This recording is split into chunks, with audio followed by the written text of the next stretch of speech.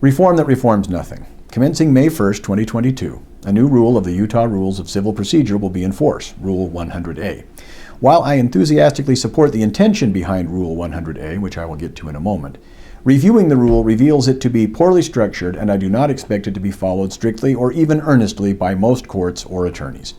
As a consequence, I do not expect Rule 100A to do much to expedite or otherwise improve the domestic relations case process as it is designed to do. Here is the text of Rule 100A. Case management of domestic relations actions. A.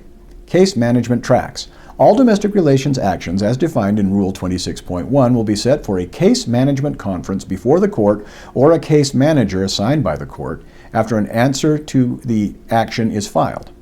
At the case management conference, the court or a case manager assigned by the court must determine into which of the following tracks the case will be placed. 1. Track 1. Standard track. This category includes all cases that do not require expert witnesses or complex discovery. The court will certify a Track 1 case directly for trial. If the parties have not yet mediated, the court will order the parties to participate in good faith mediation before the trial takes place. 2. Track 2. Complex discovery track. This category includes cases with complex issues that require extraordinary discovery, such as valuation of a business. For a Track 2 case, at the case management conference, the court will set a discovery schedule with input from the parties and schedule the case for a pretrial hearing. 3. Track 3. Significant custody dispute track. This category includes cases with significant custody disputes, including custody disputes involving allegations of child abuse or domestic violence. For a Track 3 case, at the case management conference, the court and parties will address 1. Whether a custody evaluation is necessary, and if so, the form of the evaluation and appointment considerations, and 2. Whether appointment of a private guardian ad litem is necessary, and if so, the scope of the appointment, and apportionment of costs. The court will prepare and issue any resulting orders appointing a custody evaluator or guardian ad litem and schedule the case for either a pretrial hearing or a custody evaluation settlement conference. B. The court may set additional hearings as necessary under Rule 16 or 101. Nothing in this rule prohibits a court from assigning a case to more than one track at the court's discretion or otherwise managing a case differently from the above guidelines for good cause. Here are my comments and critiques of Rule 100A, at least as I see it now. First, after the answer to the complaint or petition for divorce is filed, the case will be set for a case management conference before the court or a, quote, case manager assigned by the court. Now, as of the time this is made, this video, we have no idea what a case manager assigned by the court is, or what a case manager does, or who can qualify to be a case manager. I'm surprised the rule didn't address that.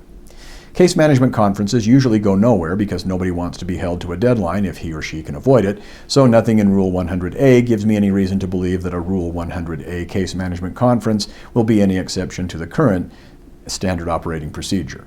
Moreover, because at the case management conference the court or a case manager assigned by the court must determine on which track the case is, well, Track 1 cases are cases that do not require expert witnesses or complex discovery.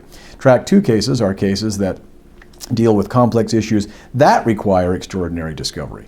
How would anyone know or could know whether a case requires expert witness or complex discovery at the early stage of the case while the rule doesn't explain that? While I acknowledge that many divorce cases are not complex, what careful attorney or litigant would want to forego the option of expert witness or extraordinary discovery without first conducting basic discovery? I wouldn't. Track 3 cases are those that involve, quote, significant custody disputes. In actual practice, with rare exception, any case involving a dispute over the custody and parent time awards involves, quote, significant custody disputes. Any disputed child custody case is going to qualify for Track 3, essentially. Adhering to Track 3 constitutes business as usual. It would do nothing to expedite or improve the domestic relations litigation process or experience.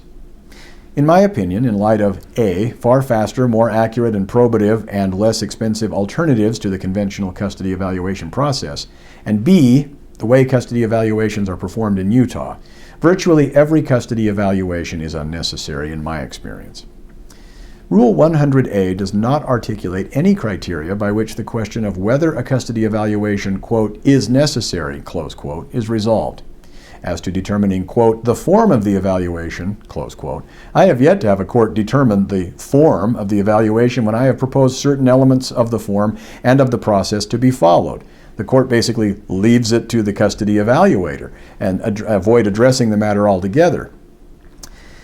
In other words, the form and the process of the evaluation is dictated by the evaluator, which is nonsense. While the evaluator certainly can request that the evaluation proceed under certain terms and conditions the evaluator proposes, nowhere in the Utah Code of Judicial Administration Rule 4-903, which governs the procedure for seeking and performing custody evaluations, does it give the evaluator absolute control over the, quote, form of the evaluation, close quote.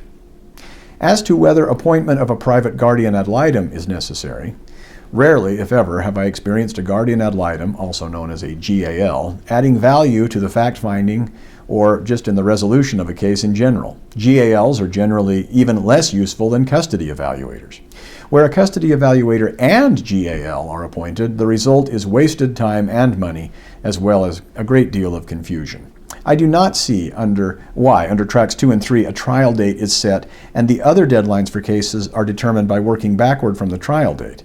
Setting a trial date and then setting the other deadlines by working backward from the trial date appears to me to be an effective way of ensuring that the parties work more expeditiously than setting the trial date after the parties finally determine that there is nothing more for them to do or claim that they need to do pre-trial.